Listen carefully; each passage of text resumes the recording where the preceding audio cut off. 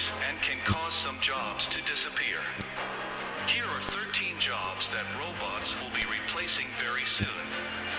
Number 13. Courier and delivery services. Couriers and delivery people are already being replaced by drones and robots. Companies such as Amazon experiment with delivery via drone or autonomous ground vehicles. So it's only a matter of time until this space is dominated by automation altogether. Number 12. Aya magambo dutangiranye ni umwe mu bantu bakora ubushakashatsi ku bintu bijyanye na artificial intelligence cyangwa se bya bindi mujya mukunda kwita ngo nama AI. Ndetse uyu mugabo yavugaga yuko hari imirimo igera muri 15. Urabona abantu benshi cyane mukunda kureba amarobo mukishima, mukareba ama AI mukavuga mati arimo aradufasha. Narabibonye abantu benshi cyane koko n'ubu tuvugana usigaye ujya ku mbuga nkoranyambaga ugasanga amavideo yose arimo arakorwa n'amavideo arimo arakorwa n'iki n'ama AI. Ariko mbere yuko tugera ku ngingo nyamukuru uyu munsi ndi kugira ngo mbanze mbabwire yuko kugeza ngubu ubushakashatsi hari akarobo gatoya cyane bamaze kuvumbura ariko bita ngo ni nano robot cyangwa se nanobots niko barimo barakita. Bari kukita nanobots ariko ni nko kuvuga ngo ni nano robot cyangwa se akarobo gatoya cyane. Aka karobo kakaba kaje nk'igisubizo cyo kubiba mu buryo budasanzwe, mu buryo bwo kugira ngo gafashe abaganga mu bintu bijyanye no kuvura indwara zitandukanye. Sibyo mwari mwabyumvishe kuba twakoranye ikiganiro cyangwa se abakurikiranye ikiganiro cyabanjirije iki ngiki, mwari mwumvishe yuko hari amarobo bari bagiye gukora, ndetse ayo marobo yo pe ubu tuvugana yanatangiye gukora. Ayo marobo akazajya akora akazi abaganga bakora. Iyo bavuze ngo ni akazi abaganga bakora murabyumva, ni ukubaga, ni ukuvura, ni ugupima. Wowe uzajya uza nibarangiza wenda ikintu uzajya ukora uzajya ukorerwa kidasanzwe, nuko wenda uzajya uhura na bariya bakwakira kwa muganga bakagusuzuma bakareba wenda icyo ari cyo, barangiza mu gihe cyo kubaga hanyuma iryo robo akaba ari ryo rukubaga kandi rikakubaga vuba vuba mu gihe cyihuse cyane, atari mu gihe pe gitinze bya danje. Ibi rero noneho byo biratandukanye kuko iyi nanobot yo iratandukanye.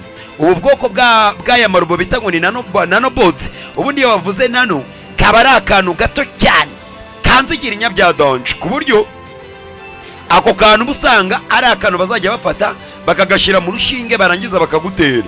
Bamara kugutera ako kantu kazajya ubana nako, mbese na akarobo kanzigira inya bazajya bagushyira mu mubiri. Ako karobo bamara kukagutera icyo ikizajya kiba ni ikindi, kazajya kabasha kukurinda uburwayi, karinda uburwayi mbere yuko buza icyo gihe. Ndetse ngo nanobot bari kubaha yuko ntabwo ari kera cyane. Abashakashatsi barimo mwese murabizi ko n'ubundi ni Elon Musk niwe muntu urimo agenda azana utwuntu tw'udushya twa hato na hato, ugasanga uyu munsi ngo ngaho yakoze robo, ejo bundi yakoze indi robo. Turamutse tuvuze yuko nta muntu wahangana nawe ku isoko ku bintu bijyanye no gukora amarobo cyangwa se bino bintu bijyanye na artificial intelligence, ntabwo twaba tubeshye. Ni ukuvuga ngo iyi nanobot ikintu izagikora ni igiki. Iyi nanobot bazajya bayigutera mu mubiri, kwa kundi umuntu avuga ngo arwara kanseri, ngo ngaho urwara inzoka, ngo ngaho urwara mu nda, tayari uzaba ucika, mbese ibyo bintu birangiye.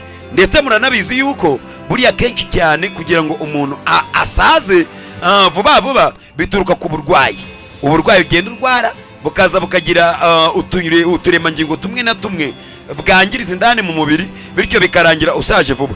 Bari kuvuga yuko umuntu uzajya aba yaramaze guterwa n'iyi nanobot cyangwa se kano karobo, bari kwita ngo ni muganga w'irobo ariko gato cyane, sibyo, kakaba karamaze kumugeramo, uyu muntu gupfa bizaba bigoranye pe, ku buryo uretse kuba yakwicwa. Ariko ubundi hatabaye iyo mpamvu nicyo cyagisoba kuzasanga nanone hongeye kuba abantu bamaze imyaka nka 400-500. Muranabizi yuko kera cyane hari abantu bajyaga bagira iyo myaka, ba Enoki, abandi nk'abo ngabo bagize imyaka myinshi cyane. Iyi nanobot rero ni igisubizo cy'urupfu, mbese bya bindi byo kuvuga ngo umuntu arapfa apfuye vuba ntago byoroshye pe, ntago ari ibintu bizapfa kuza ngo uhita upfa kubera yuko n'ubundi ntabwo uzajya uba urimo urarwara. ari nayo mpamvu ubu ngubu abantu bamaze cyane cyane nko muri bihugu biteye imbere muri Amerika no mu Burayi bose barategereje pe bategerezanyije imbaraga zikomeye cyane niyo nanobot. Abashakashatsi barimo barayikoraho bavuze yuko mu mwaka wa 2030 iyo nanobot izaba yatangiye guterwa abantu benshi cyane ku isi. Ntabwo ari ugutangira kuko ahubwo icyo gihe kizajya kugera abantu bamaze guterwa iyo nanobot ari benshi cyane. Urumva ngo ni muganga w'urupfu niko bari kuyita cyangwa se deaf doctor. Bivuze ngo nkuko mubizi n'ubundi murabizi neza yuko ijambo ry'Imana riravuga ati ngo mu gihe cy'iminsi y'imperuka ubwenge buzagwira, ndetse ngo abantu bazaba bakora byinshi cyane birenze, bakora cyane kuko abenshi muri abo bazaba bashaka kugira ngo bagere kure cyane bashake gushyikira ibyo Imana yakoze. Sibyo? Ibyo bintu mugize gute murabizi? Icyo ngicyo ntabwo ari cyo kintu nifuza ngo tuganira, nuko narimo nambuka hanze nkumva ni ikintu nkeneye kubabwira. Ariko uyu munsi ndagira ngo nganire namwe ibintu bigera muri 15. Ni byinshi cyane turanabinyuramo twirukanka cyane. Amarobo tuvuye kuri nanobot, kuko iyi nanobot ntago ari ryo robo ryonyine rihari, ahubwo ni ku buryo bwo kugira ngo mbabwire yuko icyo bita artificial intelligence cyangwa se robot hari ibintu bizasimbura ku bantu. Ndetse ubu tuvugana imirimo imwe mu mirimo igera muri 15 aya marobo azadusimburaho. Imwe muri yo byarabaye, mwarabibonye nk'abakomvayeri. Ubu tuvugana wenda nko mu Rwanda ntabwo bagifite akazi, bashizeho amarobo ku mamodoka ku miryango, ni ukugenda ugakozaho na shoferi wenyine nta kindi. Shoferi agahita atwara akimara kubona yuko amafaranga wishyuye, kuko nawe ahita abyumva. Mwumvisha akantu gahita gasona kagaragaza yuko hari amafaranga umaze kugira ute umaze kwishyura. Shoferi cyakora ni ugutwara gusa nta kindi, abakomvayeri ntabwo bahari. Ubwo rero urwo ni rumwe mu rugero nabahaga, ahubwo reka mbaye imwe mu yindi mirimo abantu bazasimburwaho n'amarobo. Bivuze ngo muri iyi myaka igiye kuza imbere abantu benshi cyane bazaba abashomeri pe, ntabwo bazigera babona akazi ko gukora. Imwe muri iyo mirimo abakozi b'inkiko abenshi muri bo bazasimburwa, kuko ni umwe mu murimo ubushakashatsi bwavuze yuko uzata agaciro amarobo natangira gukora. Amarobo niyo azaba abavoka. Umuntu azajya agenda abwira robot, ngiye mfite ikibazo kimeze gutya, uriganirize, nimurangiza mugende rigere gute rikuburanire, utsinde cyangwa se utsindwe bitewe n'amarobo abiri ko azajya bayanganye n'uburyo robo rimwe ryize ikibazo cyawe. Undi murimo wa kabiri uzahita ubura, abawukora bakaba bashomeri, abakozi ba serivisi zakira abakiriya, abo bita ngo ni customer support cyangwa se customer service. Abo nabo bazabura akazi, kuko muri hoteli uzasanga nyiri hoteli avuga ati n'ubundi aregeyo nzanye umukozi runaka ansaba amafaranga akambwira ngo ni mu ibyo kurya, agakererwa, namubwira kansubiza tugatongana. Ariko azajya ashyiraho irobo rikora ku kazi neza, rizajya ryakira abakiriya kurusha uko we nk'umuntu wakabaye uryakira. Mu yandi magambo, ubwo abaseriveri namwe mwe mushaka ikindi kintu mwakora kugira ngo irobo niriza rikagusimbura ku kazi uzabe wariteganyirije, ntuzabe urira. Kandi urebe ikintu kidafite aho gihuriye n'imwe muri iyi mirimo mbanje kukubwira, harimo nk'imirimo y'abavoka, abakozi ba serivisi. Nabo tujya ku cya gatatu, abanditsi b'inkuru z'ibicuruzi, abanditsi mu by'umwihariko ni abanyamakuru muri rusange. Kandi mwamaze kubibonerega n'ubundi AI za ChatGPT ziri mu kazi. Ndimo ndakenera ko ndabyuka mu gitondo nkavuga ni nkahita ngenda nkabwira ChatGPT wambwiye amakuru arimo aravugwa uyu munsi muri Kongo, bagahita babimbwira. Urumva rero ubwo nta mpamvu izaba ituma nkenera gusoma ikinyamakuru. Ubwo urumva ako nako ni kamwe mu kazi abagakora rwose bazata agaciro. Abanyamakuru mwe murabyumva nubwo rimwe na rimwe mutwirataho.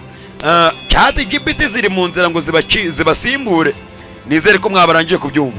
Undi murimo ni abacuruzi, sibyo, n'abamamaza. Ku buryo mbese urumva abacuruzi n'abamamaza nabo bazabura akazi, kubera ko aya marobo azaba bikora neza cyane, ndetse abasha kwamamaza neza, abasha gucuruza neza. Abacuruzi n'abamamaza rero namwe mwe mushaka uburyo mwashaka kandi kazi muzakora, amarobo vuba ngaraje agira ati abasimbure. abakora icyo bita ngo ni telemarketing, nuvuga ngo n'ubundi ni bino bintu bita ngo ni marketing, ariko bakabikora bagiye kuri tele. Babandi bumva ngo njyewe nagiye kuri tele, nagiye kwamamaza kuri tele, abo nabo abenshi muri bo bazabura akazi kuko amarubo azaba arimo arakora ku kazi neza cyane. Abashoferi b'amakamyo cyane cyane n'imodoka zitwara abantu, mwari mubizi se imodoka nyinshi ziri gukorwa muri ubu ngubu, uretse kwenda mu Rwanda bitari byagera, ariko inyinshi muri zo ziritwara. Mbese ni nka turiya drone zirandege mumva ngo ni amadrone agenda yitwaye n'abapilote. Imodoka nyinshi zigiye kuzajya zikorwa, zajya ziba ari imodoka ziri mu buryo buri robotic, zabasha kwitwara zidakeneye umushoferi. Winjiramo ugenda ugera ukeneye kuvamo, bakwereka ahantu ukora imodoka iparika uvamo, kandi iyo modoka nta muntu ugize ati ayitwaye, sibyo? Ubwo abashoferi namwe murabyumva yuko mugomba kuba murashaka ikindi kintu mukora, kuko vanga bitarenze mu mwaka wa 2030 ni imyaka 5 yonyine ibura cyangwa 4. Hari benshi bazabasimbura, amarubo menshi cyane yiteguye kubasimbura, muri mushaka kandi kazi mukora, sibyo? Hanyuma tujya ku cya 7, abakozi b'inganda, sibyo? Nabo abenshi muri bo aribo bita ngo ni assembly line workers, nabo abenshi muri bo bazabura akazi, kuko nawe urabyumva kuko nababwiye amarubo ubundi nyirizina akora akazi neza cyane kurusha n'abantu, kuko abantu busanga kenshi mu Rwanda mukaba murimo muraserera, kandi buriya muri kiragiye kubera amaruba azaba hari igihe boss azajya avuga ati nagiye mfite cyo gushwana nawe, reka ahubwo nishakire abakozi. Ikindi amaruba nagananirwa, umuboss azajya yikoresha amanywa n'injoro, icyo azajya akora gusa nimba icyagingwa nuko icaginga, cyangwa se nimba ijya mesanse bayishyire mesanse, nta kindi. Ubundi robe gira ute yikorere. Abakozi b'amabanki abo bo kabisa mwaranabibonye kera se, ntabwo mwajyaga mubona zira bita ngo ATM cyangwa se automatic teller machine, ariko ubu zirari zirimo zirakora akazi kose, ndetse zigakora nta muntu uzihagaze hejuru. Icyo ukora ni kimwe, uragenda ugafata ikarita yawe ukayishyiramo, bakwereka ahantu uyicengeza, wamara kwicengeza bakakwereka ahantu ushyira password, wamara kuyashyira amafaranga agasohoka, nta kindi. Urumva rero abakozi b'amabanki nabo abenshi muri bo bazabura akazi, ntabwo ari bose ariko abenshi muri bo bazabura akazi, sibyo? Abakozi batunganya inyandiko nabo bazabura, abenshi muri bo bazabura akazi, abasimbuwe n'amarobo. Ibyo byo mwabyumvishe. Abasasenguzi aribo twebwe, abenshi muri bo bazabura akazi, kuko n'ubundi murabyumva n'ubu tuvugana cyate GPT zisigaye zisobanura ibintu neza cyane kurusha twebwe, ndetse zitanasobanye. Mu gihe twebwe rimwe na rimwe hari igihe usanga n'ibyo tuvuga hari igihe habamo amarangamutima kwibeshya, ariko cyate GPT yo ikubwira ibintu uko bimeze bya nyabyo. Abasasenguzi, abasobanuzi abenshi bazabura akazi, sibyo? Abandi bantu bazabura akazi, abashushanyi, ari nabo bita ngo ni ba graphic designer, ab'inkuru zisanzwe cyangwa content generators. Iyo bavuze content generators harimo natwe. Abantu benshi cyane urabona umuntu arajya akavuga ati ngiye mfite YouTube cyane ikurikiranwa n'abantu miliyoni, ariko umenye yuko aya ma artificial intelligent amenshi ubu usanga atangaza inkuru neza. Abantu benshi cyane bazajya bajya ku ma AI. Urumva ntuzajya ukora ikiganiro nk'uko ngikoze ukabura umuntu kireba, useje bundi uzasubirayo, ko n'ubundi YouTube ikora bigendeye ku bantu barebye ibintu byawe. Ubwo rero icyo gihe nukora ibintu byawe nagira umuntu bireba, urumva iyo YouTube channel izabikumariye iki? Ibyo nabyo abo bantu nabo harimo n'abakora mu mahoteli, abenshi muri bo bazabura akazi, bo twabivuze. Abagenzuzi b'ibicuruzwa abenshi muri bo nabo bazagira gute? Bazabura akazi. None dore cyanyuma ari nacyo kirenze, abigisha mu buryo bwa rusange, sibyo? Abarimu benshi cyane bazabura akazi, kuko akenshi umwana azajya avuka yigire mu rugo, azarinde abone doctora, abone professora atagiye mu ishuri.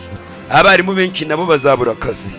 Ubwo rero akenshi na kenshi tuvuga bino bintu ntago tubatera ubwoba, ahubwo akenshi tuba tubabwira ngo mwihimbire imirimo, ya mirimo noneho itazakorwa n'amarobo, kuko hari imirimo myinshi cyane itakorwa n'amarobo. Ndabakunda cyane. Nge nitwa Perfect. YouTube channel yanyu ni The Real Magic. Mukore subscribe vuba kuko mwabyumvishe ko ibiganiro bihaca ari ibiganiro by'ubwenge. Ciao, ndabakunda cyane.